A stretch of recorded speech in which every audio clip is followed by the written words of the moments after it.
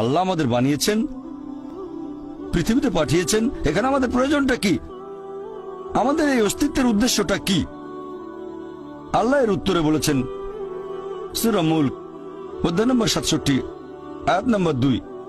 আল্লাহ বলেছেন আল্লাযী খালাকাল মাউতা ওয়াল হায়াতা, যে আল্লাহ সৃষ্টি করেছেন মৃত্যু ও জীবন পরীক্ষার জন্য। কে তোমাদের মধ্যে কর্মে উত্তম?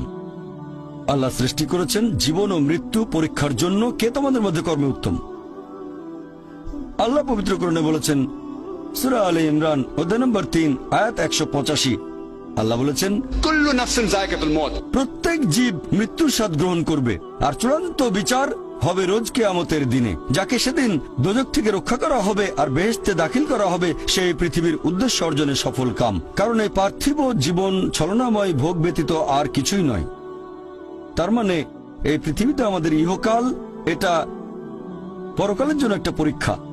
যদি আল্লাহ সুবহানাহু ওয়া তাআলার আদেশগুলো মেনে চলেন, তাহলে পরকালের জীবনে বেহেশতে যেতে পারবেন, আর আদেশগুলো না মানলে বেহেশতে যেতে পারবেন না, দোজখে যাবেন। তাহলে এই জীবন আমাদের অস্তিত্বের পেছনের উদ্দেশ্য। আল্লাহ বলছেন পরকালের জন্য পরীক্ষা।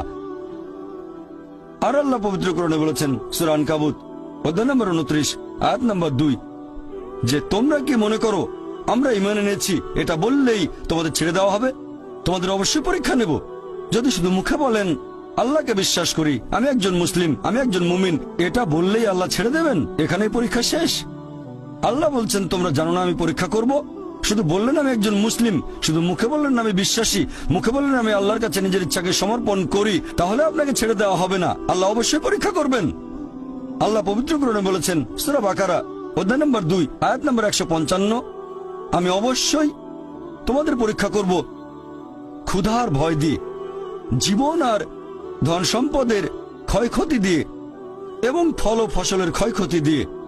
আর শুভ সংবাদ দাও তাদের যারা ধৈর্যশীল। আল্লাহ সবাইকে পরীক্ষা করবেন ভয় দিয়ে, ক্ষুধা দিয়ে, জীবন আর ধন সম্পদের ক্ষয়ক্ষতি দিয়ে, ফল ফসলের ক্ষয়ক্ষতি দিয়ে। আল্লাহ অবশ্যই পরীক্ষা করবেন। আর আল্লাহ এক একজনকে এক একভাবে পরীক্ষা করেন। আল্লাহ পবিত্র কোরআনে বলেছেন সূরা আনাম অধ্যায় নম্বর 6 আয়াত নম্বর 165।